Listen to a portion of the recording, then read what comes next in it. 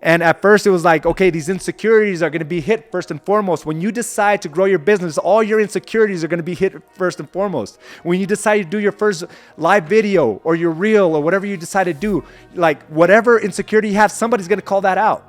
Somebody's opinion is going to call that out. And you'll be surprised how quickly they can shut people down. And it does. And it happens every day.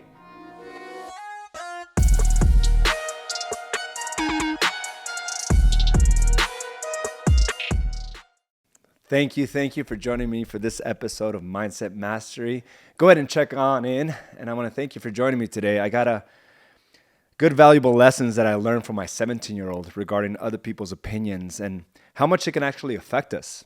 I think a lot of our decisions are based on somebody else's opinion. It could be family members, friends. It could be people we've just known for a long time and learned to trust.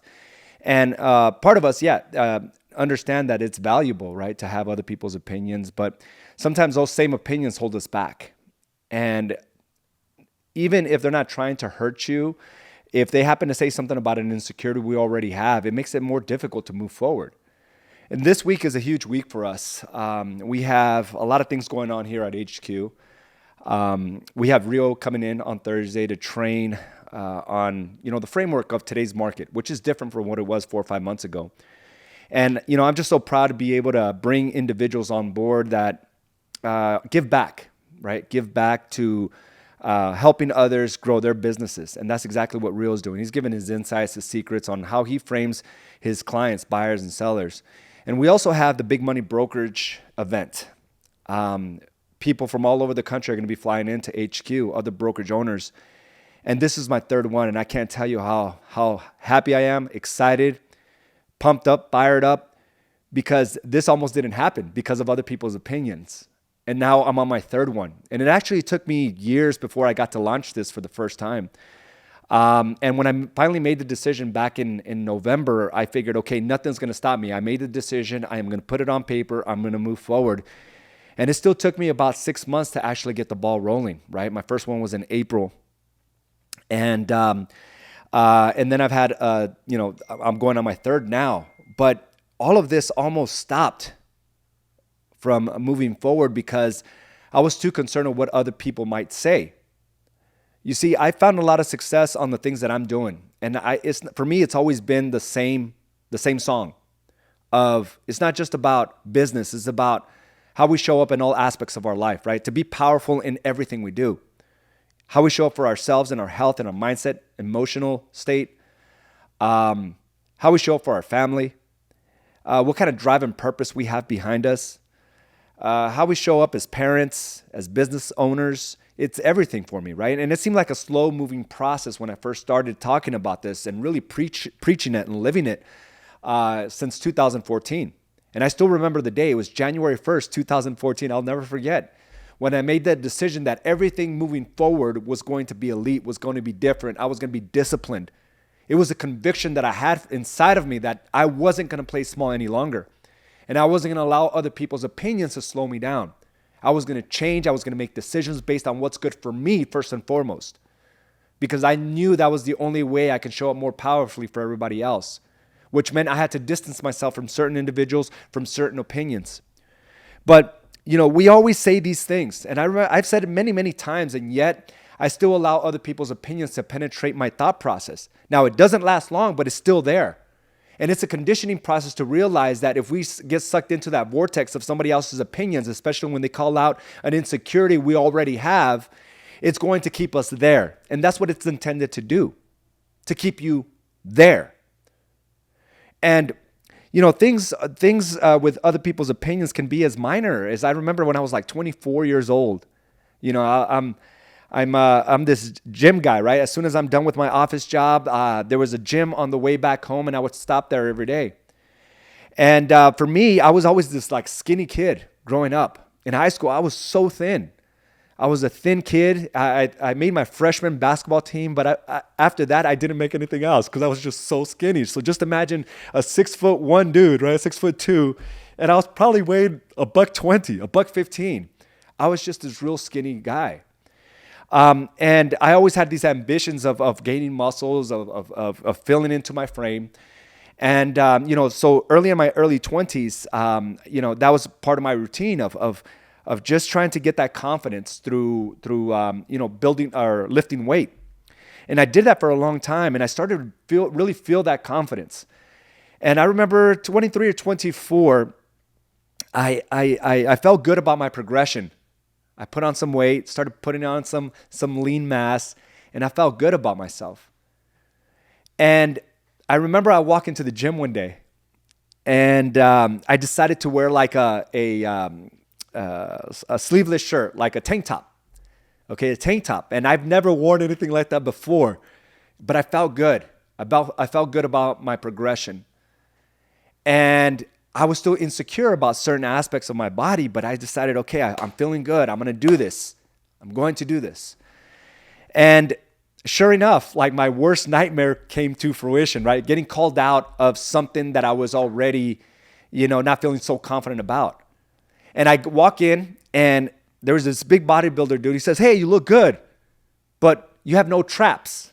Traps is the neck muscle right here, which I happen to have big traps now, right? And I would say that's because of his opinion. But I didn't see it as something that I needed to work on. I felt like everyone was laughing at me at that point. And I remember I just stayed with that thought, even though he just said it by passing by. He literally just took 2 seconds to tell me that and shatter my confidence, shatter everything that I built up to that point. Little did he know that he wasn't trying to do that on purpose.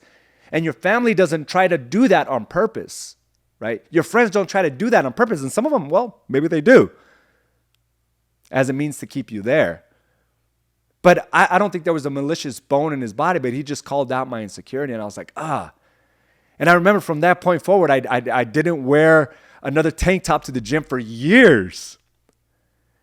But after I felt like he was calling out my insecurities, and I felt like I lost my confidence, I started looking at that and said, maybe that's something I just need to work on. I'm going to get better. And I'm going to just keep moving forward. And people's opinions can completely knock you off your game. When I decided to do this big money brokerage event, I was already insecure, and I would ask myself, like, who am I, right? Here I am, just a local guy in Arizona. And although I know my own story, and most of you know that same story of where we started and where we're at, compared to others across the country, it's fractional. My company is not nationwide. I don't have this big franchise, right? I don't have thousands and tens of thousands of agents. Like, who am I now to be able to teach someone else what I'm doing? So that's the insecurity that I had. Who's going to listen to me? Yes, we've created something big. We're one of the largest independent brokerages here in Phoenix. But besides that, we're like, who am I? And that was an insecurity, and I was fighting through that. And at the moment I put my first ad out, it was like crickets. No one signed up. But I got people's attention. The people that were supposed to peer in front of me to give me their opinion. And I know a lot of brokerage owners across the country. In fact, a lot of them are my friends. I mean, I used to travel the entire United States during the REO days at different conventions. I did that for like 4 years straight. I was gone a week, a month. So I know a lot of these brokerage owners. And very few have actually made it through. I think of the dozen that I knew personally, I'm the only one left standing. So there is something special about my story. There is something special about this brokerage. And I know that. But at the same time, there's always going to be these opinions that come up. And sure enough, the resistance starts coming. And at first it was like, okay, these insecurities are going to be hit first and foremost. When you decide to grow your business, all your insecurities are going to be hit first and foremost. When you decide to do your first live video or your reel or whatever you decide to do, like whatever insecurity you have, somebody's going to call that out. Somebody's opinion is going to call that out. And you'll be surprised how quickly they can shut people down. And it does. And it happens every day. So here I am announcing this big money brokerage event. And sure enough, somebody comes, well, hey, Z, I have 500 agents. I sell $2 billion. Hey, Z, I just I just my company just went national. We're going to be franchising it. Like they just came to give me their opinion on what they were doing, which is strange, right? I had some guy that had a franchise in California. He's like filled out my entire application just to tell me how much bigger and better his brokerage was than mine. The resistance. And what it was doing, it was really just zoning down to my insecurities. And understand that this is going to happen anytime you decide to go venture outside your normal, your everyday life. Every time you decide to take the next step. Yes, we can say that all day long. I can say that all day long. Other people's don't matter. I don't care about other people's opinions, but somewhere along the line, they do trip you up. And you got to be able to identify that. And sometimes they trip you up so much that you're actually on the ground not doing anything. So you hold back with your marketing. You hold back with your videos to speak as an authority because of what somebody else might say. Or because, like me, who am I?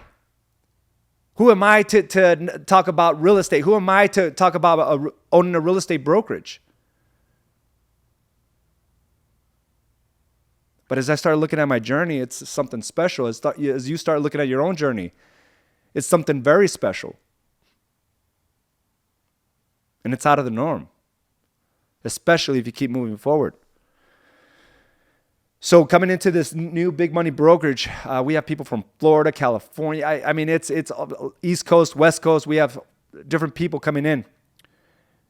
And I got to tell you, like, if I would have stopped at that point when somebody else had an opinion, I wouldn't get the fulfillment that I have today. I wouldn't have the excitement that I have in my life today. I'm purpose-driven, and I put my heart and soul into it because at the end of the day, I want people to feel what I'm feeling, this fulfillment. Life can be really good if you continue to push through the thresholds of other people's opinions. And I've learned not to ask for other people's opinions. I've learned because I don't want to be tripped up every time.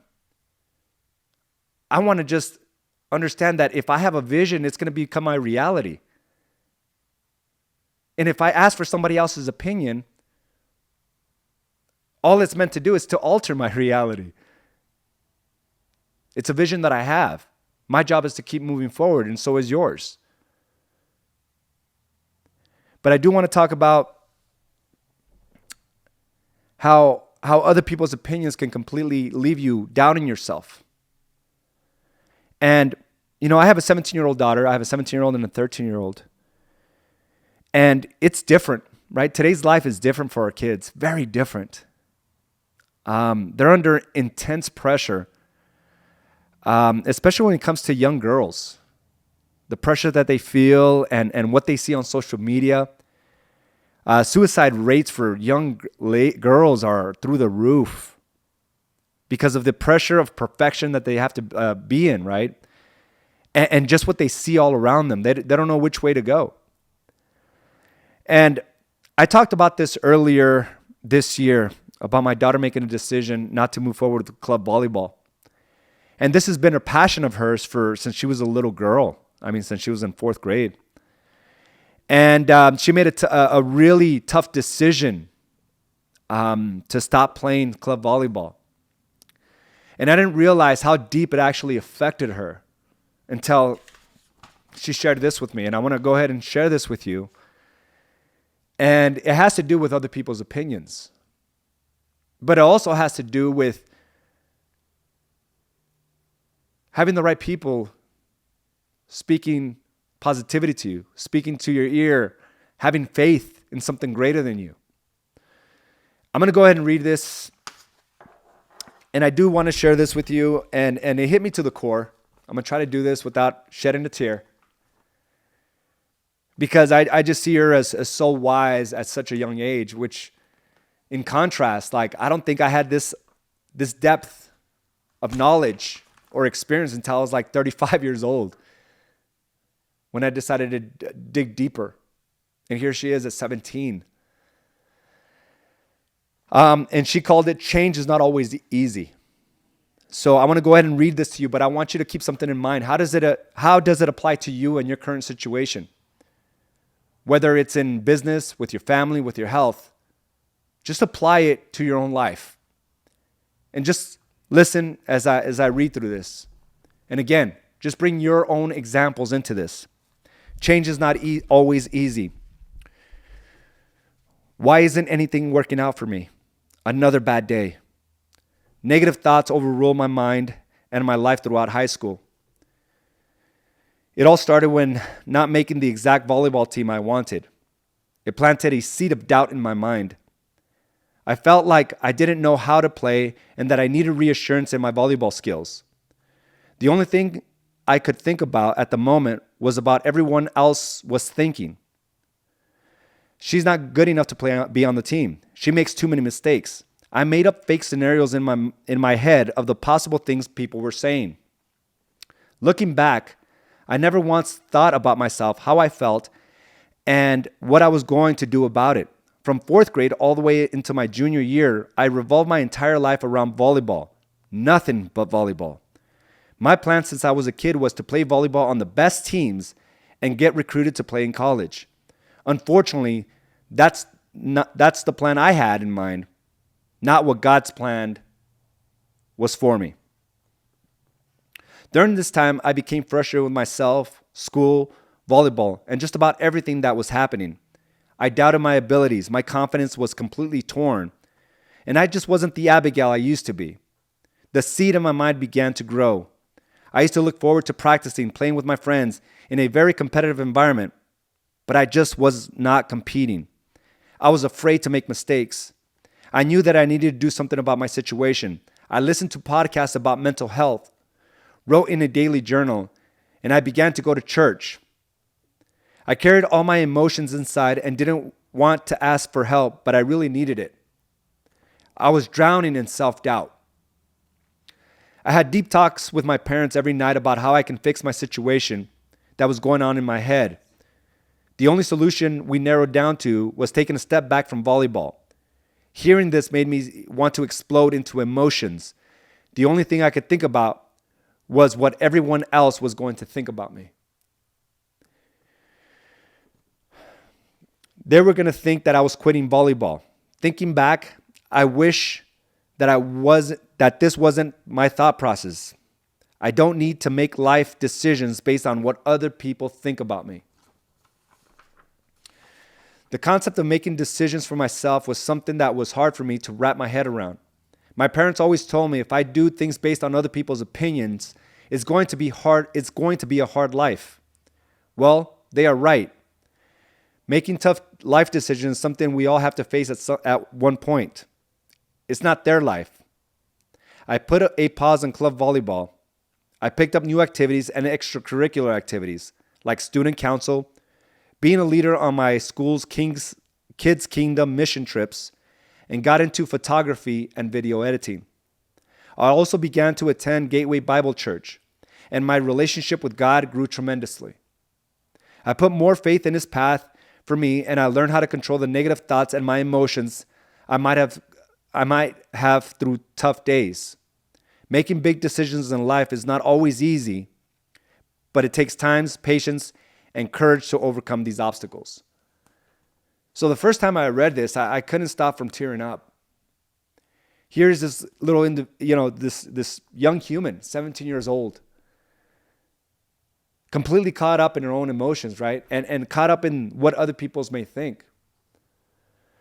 And this is something that I think just carries on through adulthood, in our marriage, with our life ambition and aspirations. We start thinking of what others may think, when our job is just to continue to move forward, not knowing that something greater is on the horizon.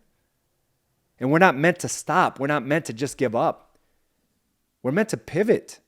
And although we have a great vision, it's not always what God has in mind. But our job is to take on that journey and take on those obstacles. She needed to face that hardship to see something greater for herself. I just picked her up yesterday, 7:00, from her mission trip to Mexico. going to an orphanage to shine the light upon other kids in less fortunate situations. At the end of the day, volleyball is not everything. But shining the light on others can be everything. And that's exactly what she's doing. She's picked up new skill sets when it comes to video editing and just overall with her student council. But these are things that we have to think about. How often are we caught up on other people's opinions as opposed to just moving forward and understanding that when our vision is not realized, it's going to hurt. When obstacles present themselves, it's not pain-free. But we just keep moving forward. But this just touched my soul to the core because my influence is helping her make better decisions. She's not a quitter. She found something greater. And she was able to process this in a way that I was too immature to be able to do even in my 20s. But this is the impact we have on others, on our family. And as opposed to succumbing to the opinions, how about we rise up through what we do and what you do? You don't need permission to be great. You just need to be. And it comes with this conviction of knowing who you are, the I am statement. Who are you? And we don't have to go around just providing opinions. My daughter wouldn't make these decisions if she didn't see me doing it. If she didn't see me overcoming my own obstacles and being disciplined. And knowing that every solution is within me. This was never outside of her. But because she brought other people's opinion into the mix, it made her think twice. She questioned herself. And this is what we have to think about. As we start looking into the next phase of your business, the next phase of your marriage, the next phase of your health, it requires discipline. It requires temptation, other people's opinions of your lifestyle. Think about this. So I want to read you this last thing that I think fell right into this as I was reading a quote by Neil Donald Walsh. And he talks about the I am statement and about the vision that you have. And our job is just to continue to move forward. And he says, you get your life to take off by first becoming very clear in your thinking about it. Think about what you want to be, do, and have. Think about it often until you are very clear about this. Then, when you are very clear, think about nothing else. Imagine no other possibilities. Throw all negative thoughts out your mental constructions. Lose all pessimism. Release all doubts. Reject all fears. Discipline your mind to hold fast to the original creative thought. When your thoughts are clear and steadfast, begin to speak them as truths. Say them out loud. Use the great command that calls forth creative power. I am. Make I am statements to others. I am is the strongest creative statement in the universe. Whatever you think, whatever you say, after the words I am, sets into motion those experiences, calls them forth, brings them to you. There is no other way the universe knows how to work. There's no other route it knows to take. The universe responds to I am as would a genie in a bottle.